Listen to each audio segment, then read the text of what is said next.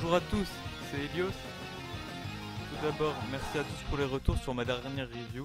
J'ai reçu un bon nombre de commentaires positifs et encourageants sur les réseaux, et à ma plus grande et agréable surprise, le youtubeur Saikyo Devin en faisait partie. Alors encore une fois, merci à tous et merci à toi Saikyo. Comme promis, à la fin de cette review, voici mon top 10 des épisodes de Dragon Ball Super. Il cible évidemment un public ayant regardé la série, mais je me limiterai dans les spoils au cas où ça donnerait envie à certains de commencer ou de reprendre la série.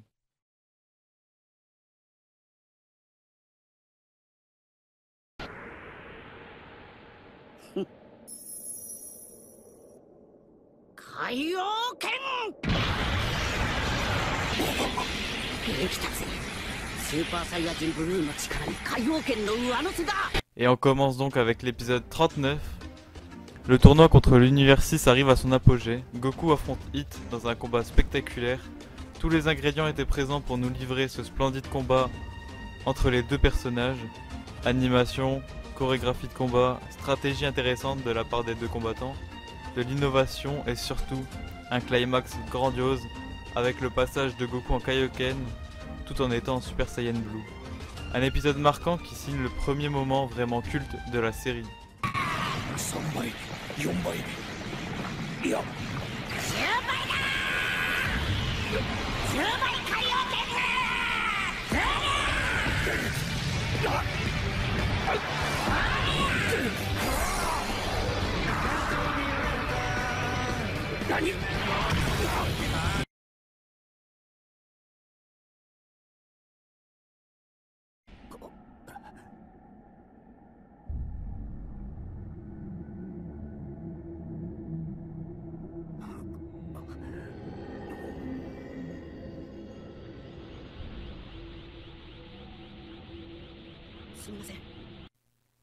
À la 9ème position, l'épisode 118. Premier épisode de la saga Survie de l'univers à entrer dans ce classement. Il se distingue de par son rythme et de ses excellentes idées de mise en scène.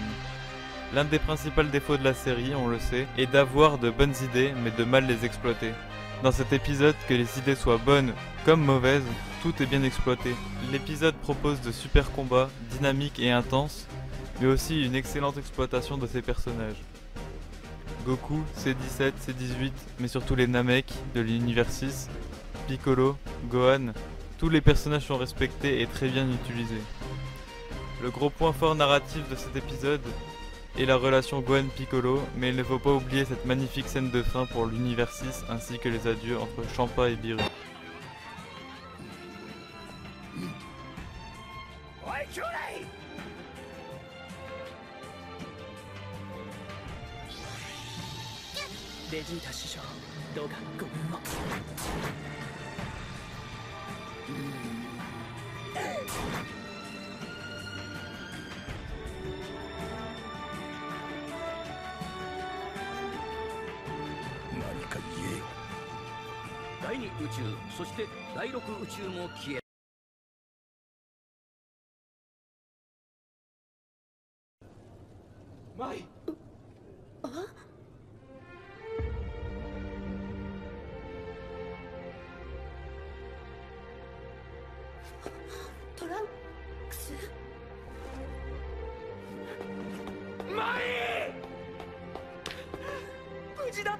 À la 8ème position, l'épisode 56.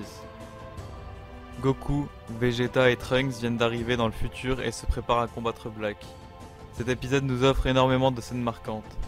Les retrouvailles entre Mai et Trunks, le discours de Trunks qui donne de l'espoir aux enfants effrayés par la menace que représente Black, le début du combat contre celui-ci, sa transformation en Super Saiyan Rosé devenu culte, et enfin ce cliffhanger avec l'apparition de Zamasu en toute fin d'épisode.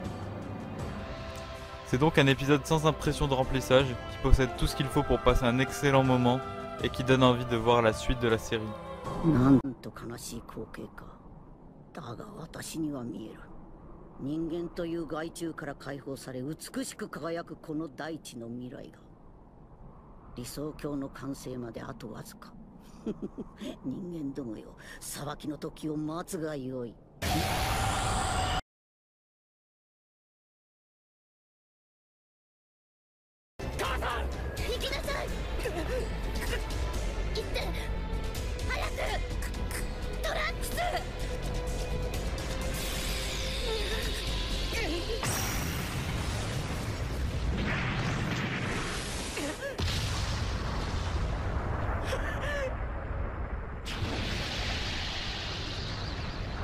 À la 7ème position, j'ai mis 2 épisodes, les épisodes 47 et 48, car ils fonctionnent l'un avec l'autre et sont pour moi tout aussi bons. Tout d'abord, ils marquent le début de la saga Trunks du futur, mais ils le font de manière grandiose. On découvre un monde du futur en ruine, dans un état largement plus déplorable que l'avaient laissé les cyborgs, une menace mystérieuse qui se dévoile qu'à la fin du premier épisode. Dans le deuxième, on enchaîne avec un combat désespéré de Trunks face à ce Black qui semblait avoir tué Mai après avoir tué Bulma. Après être parvenu à revenir dans le passé, Trunks viendra tenter de porter un coup à Goku en le prenant pour ce Black, car aux dernières nouvelles qu'avait Trunks, Goku était censé être mort. Ces épisodes sont un enchaînement de moments tellement sérieux, sombres et dramatiques qu'on avait l'impression de regarder une autre série que Dragon Ball Super. Ce qui me fait mettre ces épisodes à cette position, c'est aussi grâce à toute la hype qu'ils avaient générée ainsi que les théories qui signaient le retour de la hype sur Dragon Ball.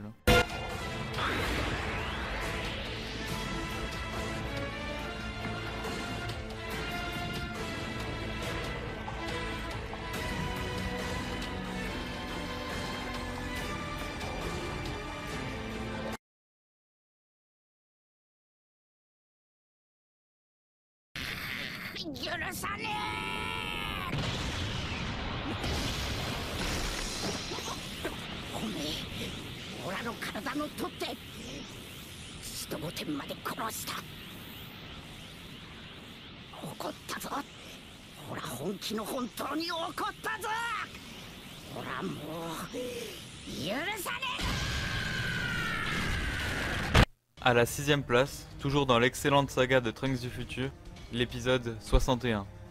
Goku, Vegeta et Trunks affrontent à nouveau Black et Zamasu. L'épisode ne brillera pas pour son combat, mais pour les multiples révélations importantes sur l'origine de Black, le meurtre de Shishi et Goten, les ambitions des deux antagonistes, ainsi que leur raison d'agir ainsi. Cet épisode a même donné à Black et Zamasu une immense réputation, puisque c'est à partir de cet épisode qu'ils ont commencé à être vus comme les antagonistes les plus intéressants de toute la saga Dragon Ball. Mais l'épisode ne s'arrête pas là, puisqu'en plus de donner révélation sur révélation, il propose aussi 2 scènes particulièrement épiques. La première étant ce moment où Goku apprend que Goten et Shishi ont été tués dans une autre timeline, et devient fou de rage au point de se faire Black et Zamasu à lui tout seul. Le deuxième est évidemment ce power-up de Trunks quand il apprend qu'il est le principal fautif de la destruction du monde à cause de ses nombreux voyages dans le temps. Une scène d'une épicness folle qui fut gâchée dans l'épisode d'après malheureusement.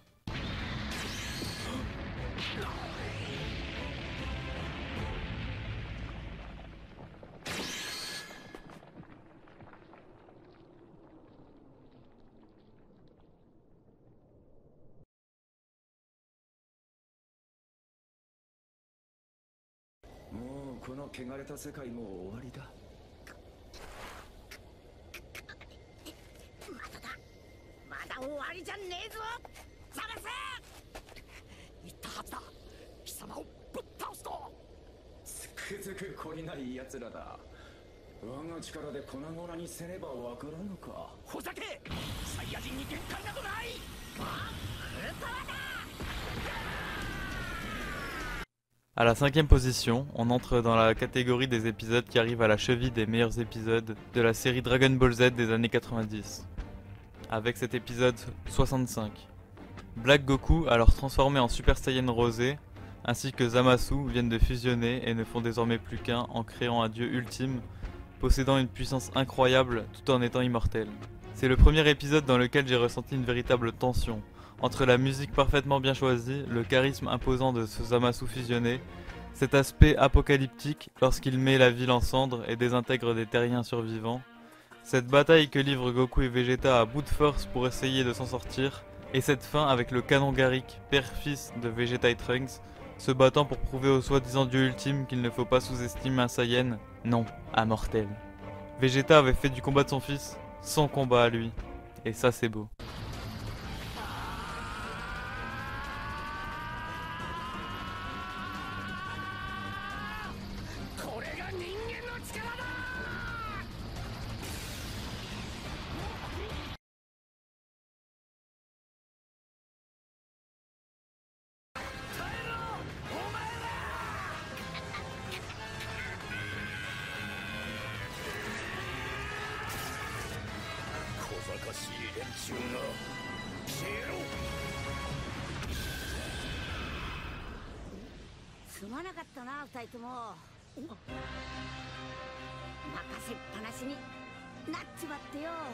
Le dernier épisode de la série se place donc à la 4ème place. Un épisode époustouflant de par son animation, mais surtout de par sa superbe réalisation. Un épisode rempli de plein de cuts magnifiques qui pourraient finir en fond d'écran. Au-delà de ça, l'épisode nous propose un combat spectaculaire entre Goku, Freezer, C-17 et Jiren. Qui aurait cru à l'époque où le manga original était encore publié que ces trois-là s'allieraient? Surtout Goku et Freezer. Voir le bien et le mal faire équipe pour faire tomber la puissance ultime, c'était exceptionnel. Pour moi, la meilleure scène de l'épisode, c'est la restauration des univers. Entre le magnifique thème de Norihito Sumitomo, les sublimes plans réalisés par Megumi Ishitani et ce dialogue plein de promesses entre Jiren et Toppo, tout était présent pour me rendre mélancolique. La mélancolie qui vient après avoir suivi le même arc pendant plus d'1 an, semaine après semaine.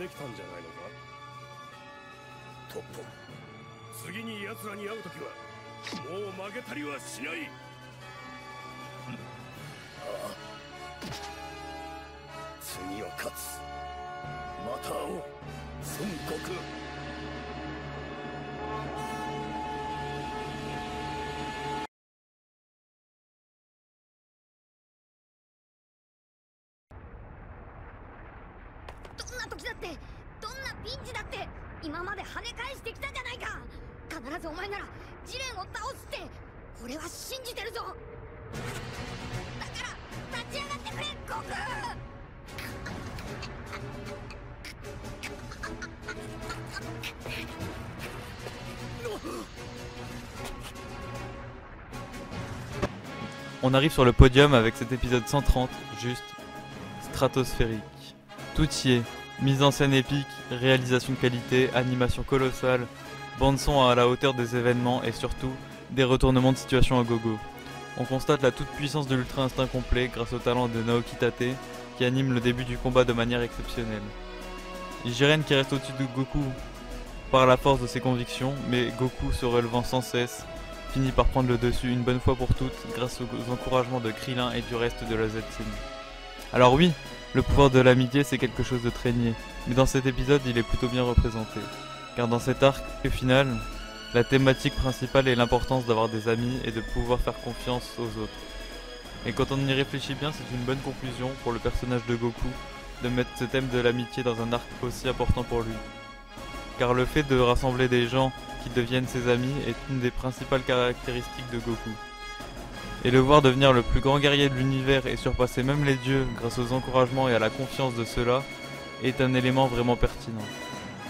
En plus de ça, ce qui permet réellement à cet épisode de devenir légendaire, c'est la fin avec cette incroyable scène de combat entre Goku et Jiren, animée par Naoto Shishida, suivi du retour impensable du meilleur personnage de cet arc, le présumé mort, C-17.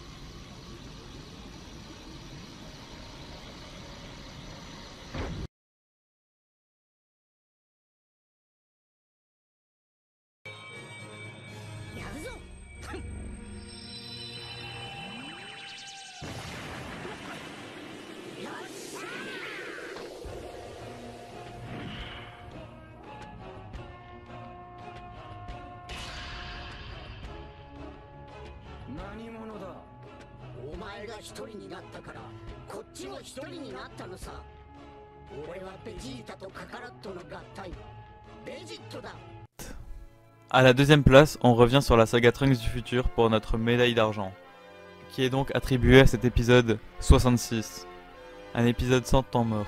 On prend tellement de plaisir à le suivre que les 23 minutes d'épisode en paraissent la moitié. Il se passe que des choses extraordinaires. Tout d'abord, Goku affronte le Zamasu fusionné en 1 contre 1 et se lance sur lui au périple de sa vie, qui aura l'honneur de le rendre instable psychologiquement. Ensuite, Goku et Vegeta fusionnent et deviennent végétaux, Tout ça avec bien sûr une nouvelle masterclass de la part de Monsieur Shida qui anime le combat entre ces deux fusions Potala merveilleusement bien. Et enfin, il se passe un enchaînement de retournements de situation. Végéto défusionne à la surprise de tous, et alors que Vegeta et Goku vont se faire achever, Trunks intervient et mène un ultime assaut sur Zamasu qui va rassembler instinctivement l'énergie issue de l'espoir des derniers survivants, y compris celle de Goku et Vegeta, afin de donner le coup de grâce à Zamasu dans une scène magistrale. La symbolique est magnifique, elle aurait fait une magnifique fin pour l'arc si l'auteur Akira Toriyama aurait décidé de faire de cette fin une happy ending.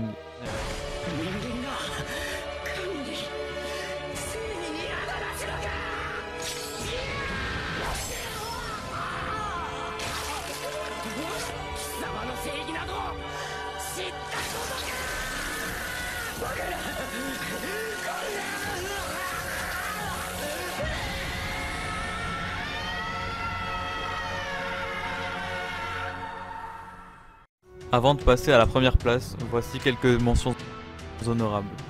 Les épisodes 105 et 107. Centrés sur les combats de Muten Roshi lors du tournoi du pouvoir, ces épisodes développent à merveille le personnage, sa relation avec ses élèves et même celle avec Vegeta. Voir Muten Roshi, le maître de Goku, faire équipe avec Vegeta, le sauver, deux épisodes géniaux qui ont pour seul défaut d'être coupés par un épisode 106 d'une médiocrité absolue. Épisode 86. Cet épisode est un énorme coup de cœur de cette saga. Il est d'une qualité folle visuellement, associant une superbe réalisation et une animation d'exception. Il donnerait presque l'impression de regarder un film de cinéma. L'affrontement entre Goku et C-17 est juste magistral, mais leur discussion après celui-ci l'est davantage. L'ambiance de cet échange est pesante, car on voit un Goku très sérieux qui dévoile froidement les enjeux du tournoi C-17 devant ce feu de camp. Les épisodes 94 et 95. Ce sont les épisodes qui racontent l'ultime retour de Freezer à la vie. Je ne m'attendais à rien devant ces épisodes car j'étais déçu de voir Freezer revenir encore une fois à la vie. Mais quand des idées, même mauvaises, sont bien exploitées, ça ne peut me laisser indifférent. La scène où Freezer réapparaît au palais de Baba est diaboliquement magistrale, tout comme sa transformation en Golden pour affronter les envahisseurs de l'univers 9. En parlant de diaboliquement magistral, on pourrait utiliser ce même terme pour qualifier ce moment où Freezer stoppe la boule d'énergie de la destruction avant de s'en servir pour piéger Goku et pouvoir faire un carnage tranquillement. Ces épisodes étaient à la hauteur de la réputation de l'empereur du mal.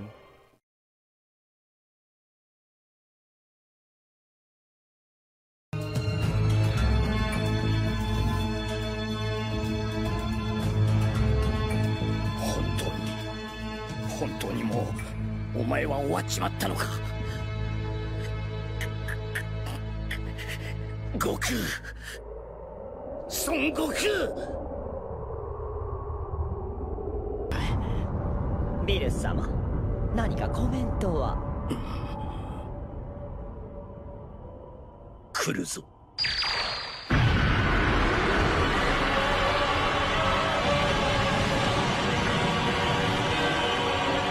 Et enfin, voici la première place, et elle est attribuée aux épisodes 109 et 110. Ce sont tout simplement les meilleurs épisodes de la série Dragon Ball Super, qui pour certains sont même les meilleurs épisodes de Dragon Ball tout court. Ce sont des épisodes qui encore une fois possèdent tout, tension, drame, excitation, epicness ou encore des questionnements sur la suite, notamment grâce à son excellent cliffhanger.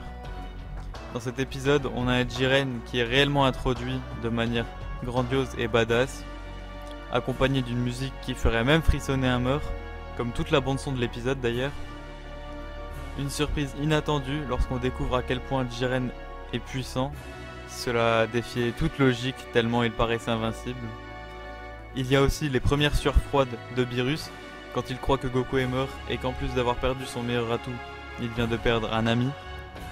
La première scène des prémices de l'Ultra Instinct, le combat à couper le souffle, animé par Yuya Takahashi, et une nouvelle fois le très grand Naotoshi Shida.